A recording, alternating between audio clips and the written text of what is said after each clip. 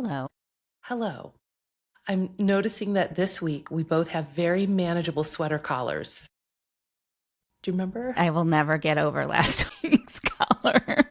Oh, it was in your update, one of your updates I that you said, I shared. was like, I have to apologize for this collar. It was the worst luck. I rent most of my clothes from Newly. So that's like one of those instances where I mean, had that been a sweater I had just purchased, it would be not devastating. That's a little overstating it, but Yeah, like nope. big ass bummer to have this You'd be terrible collar. tucking the collar in, or I yeah, would have that's never funny. bought it. Yeah.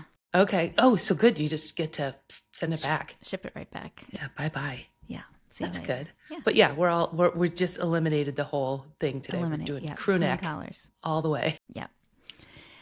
So this episode is coming out the week of American Thanksgiving. I'm going to clarify because we work with a bunch of Canadians and they had their Thanksgiving last month. But Right. so Yeah. this week is American Thanksgiving. So we thought we would do a fun Hmm. episode just talking about the things that we are grateful for. Not, I mean, I'm not going to hold you back. We can talk about any categories, but I was thinking Broadly. specifically Yeah. that our careers have brought our Which way. is a really good counterpoint to last week, which was the things that are The driving things us that nuts. the things we want to bitch about. Yeah. Yes. So yes, people, we do have gratitude. We are able to see the bright side or appreciate things. So yeah, it Yeah. sounds like maybe you have something you want to launch into. Like, do you have something to start with? I mean, I don't have a ton, so this is going to truly be e- a conversation that evolves. One of the Evolve. things, I mean, this just, it feels kind of obvious to me, but I just feel like I get to discover, this goes back really way more years. So when I first started working in social media, it was really because I was a young mom with a very active preschooler and a baby, and I was feeling super isolated and Mm-hmm. just without much of an outlet. And I found this community of mom bloggers who were amazing writers and writing in such a beautiful way about this experience that I was also going through. And it helped to know that there were other people going through that at the same time and to read these beautifully written stories just about the like gross and hard stuff that goes down when you're a young mom. And Yes. I'm still in touch with a lot of those women today. I feel I don't know that that happens as much anymore. I think because not that many people share a ton of stuff about their lives, and I'm just at a different point in my life. Mm. But even 20 years after the fact, I still feel very, very grateful that I mean, I found that kind of all just through personal stuff and then turned it into my job. Yes. But I'm still very grateful for having been able to read and like live in all of that content at a time when I really needed it. Have we talked about how similar our entry points I think to we did this? Okay. a fun episode about how we got into Okay. all of this. Yeah, because I feel like I just want to point to you and say ditto. My entry point was a little less, I mean, it was about parenting. It was about fertility. It was about really struggling to have my second baby. And the same thing, somebody in one of the books I was reading said blogs can be a very good source of support around this topic. I was like, what do you mean? And Yeah. started researching and same found. And I think the folks that I found overlap very closely with the folks you've talked about, like Sundry Morning.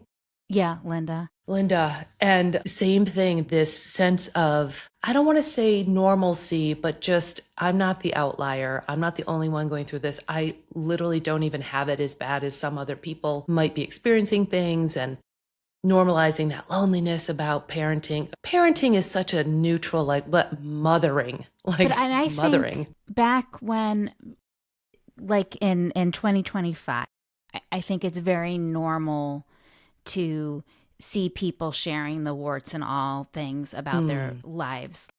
Now, being of like menopause age, right. like the fact that just like everyone I know talking about everything that's going on with our body and our crankiness and thing surrounding it, everyone's very, very open about that. And I have to think that those early days really impacted that, because I think before there was social media, when I was pregnant with my daughter in 2001, there wasn't a ton about like the hard stuff. It was like, oh, it's this beautiful time and you get to be with your baby. And people weren't talking about the fact that like sometimes it's just miserable and Yeah. terrible. And then, we all Nope. started talking about it and sharing. And now that's very, very normal, Yeah. is to be sharing the hard times.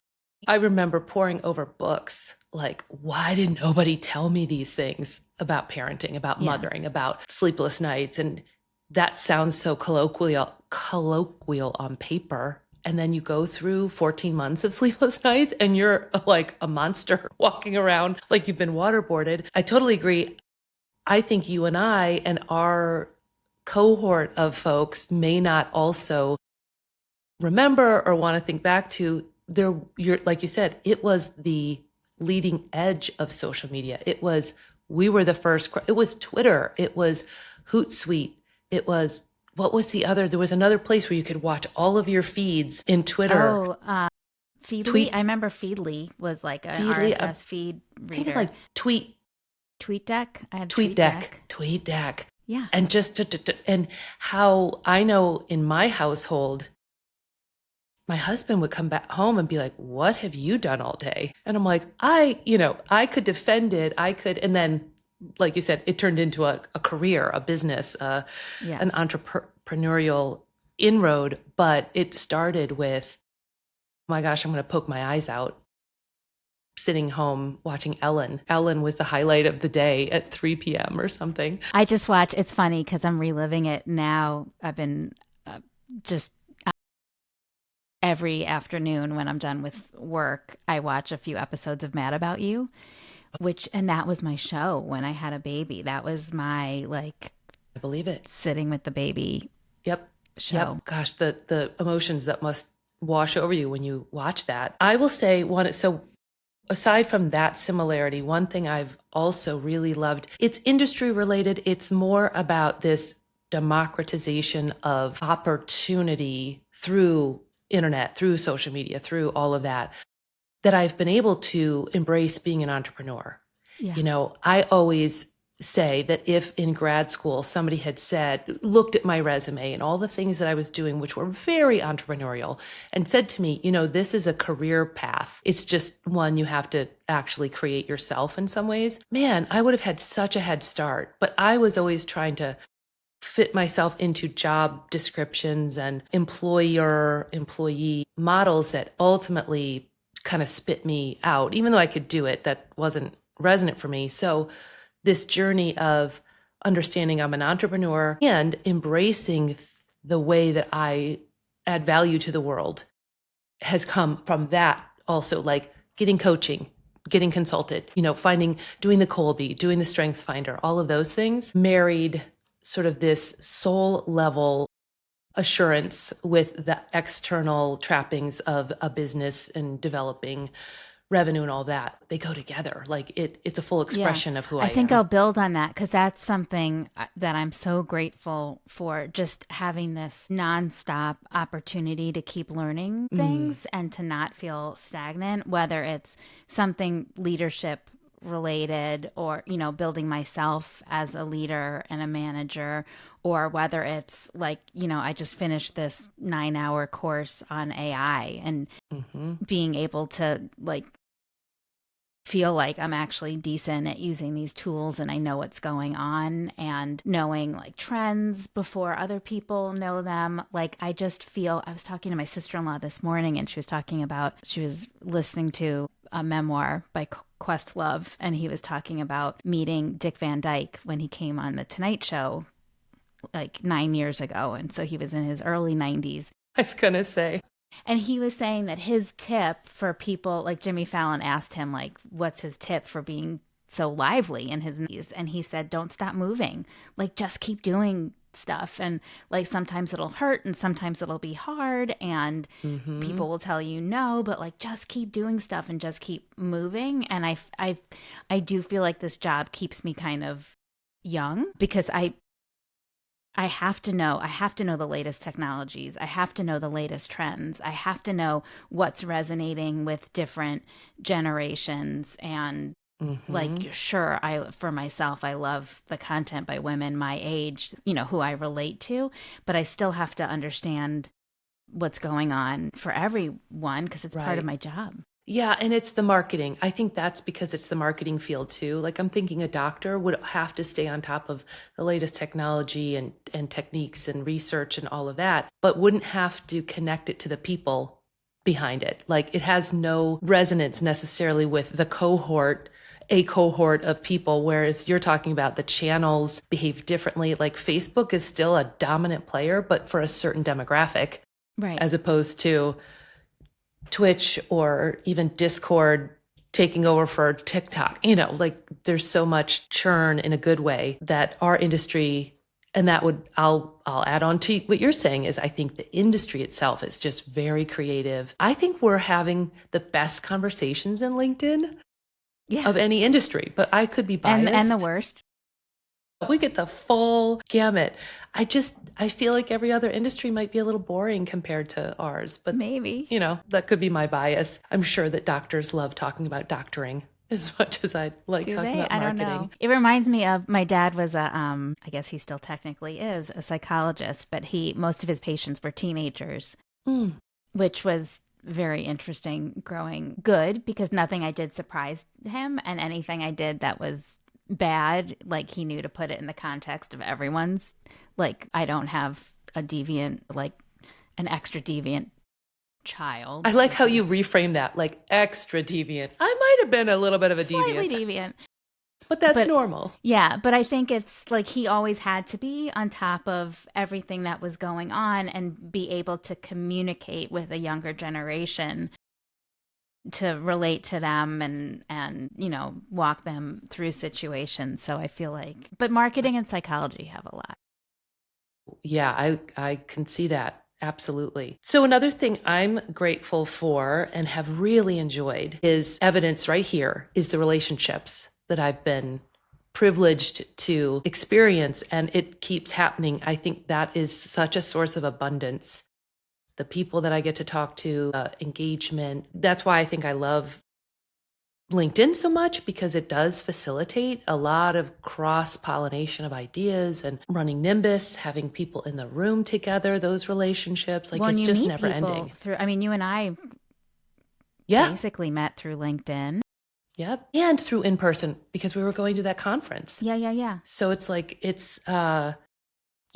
think there's it's no nice end. to keep meeting new people. Like I think you could, if your life stayed with just the people you met in your childhood, like through college, like it's just so nice to keep running into new people and forming these new relationships and finding people with whom you have so much in common and you can share.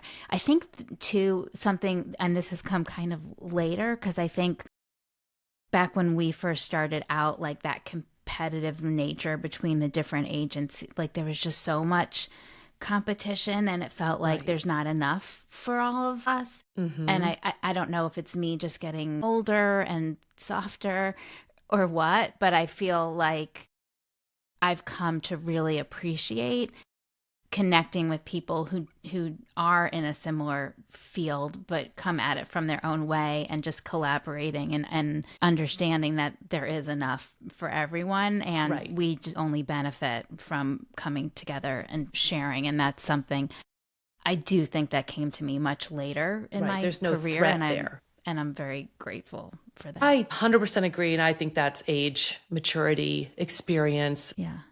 You and I, especially, or entrepreneurs, have to develop the skill of, like you said, what's next? Let's pivot. And it doesn't really have to do with competition. It just has to do with the way the industry evolves and new channels or new opportunities crop up. I do want to ask, though, you and I are aware of a statistic out there that when we started, there were a dozen agencies doing what we do. One of our colleagues on LinkedIn tagged it at about 200 around 2015, which is 10 years ago. and now quoted it at just under 19,000 agencies. So I think there's just no possibility of staying threatened when it's just ubiquitous. It's just like, that's like swimming in the ocean and worrying about the next wave that's going to hit you, or like getting wet. Like, we're just in it.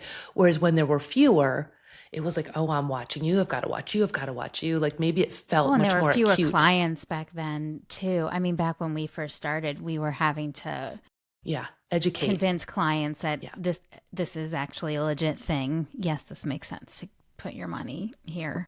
Right. Yep. Absolutely. Yeah. So I appreciate that too, that maturing and generosity that I feel with both competitors and colleagues and, platform creator, talent managers, all of it. It's much more rich. And to your point, there's just more of it.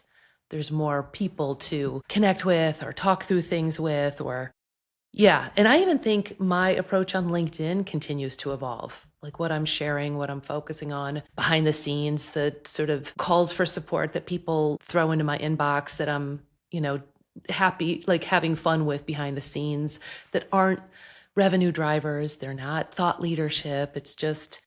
It's much more community based than strategic, like it was in 2010, 2012. I think so it's interesting, we met when going to an A&A conference, and one of the things about the A&A conference, and I think this is true for a number of marketing conferences, is that the brand people are treated like royalty and often get to attend for free.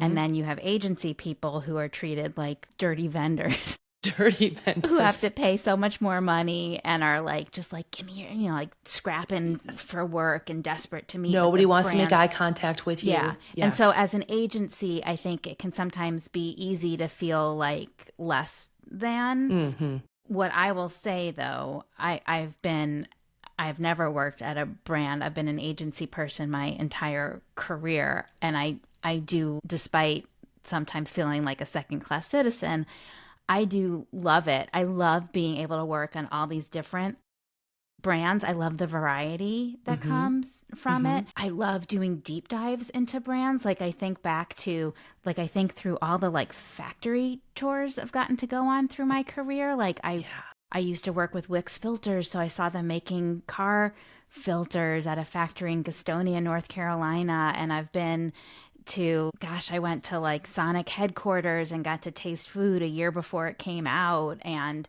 just to like see the inner workings of different, or like my dairy clients, like going to a dairy farm and like getting to feed a baby cow and learning about what they eat, and then getting a special presentation by a registered dietitian and learning about why dairy is so great for us. And I just getting back to this, like learning new things and getting exposed to different things. I find that stuff so interesting, and it's so varied. I've always thought that in our roles, we have to be treated or take the position of the influencer to some degree. And I think that's what I'm hearing from you is, if the brand is smart, they're going to bring their agency people along for that same ride. Because I have turned out to be the best advocate for many of our clients once they brought me into the fold, educated me, like you said, on whatever, the agricultural world was a really big slice of our work early on. And there are facts from those days that I still spout over and over. And to me, that's just the power kind of an influencer, and why maybe you and I gravitated toward this track anyway. So, because anytime someone tells me they're low in vitamin D, I will always hit them with, well, mushrooms are the only vegetable with vitamin D. So load up on mushrooms, right? Did you know watermelon is available year round? No, I don't know that. Okay, why should I know that? But I think you and I are repositories of our clients' branding. And I love that. I love it. We have an affinity toward it for sure. Yeah.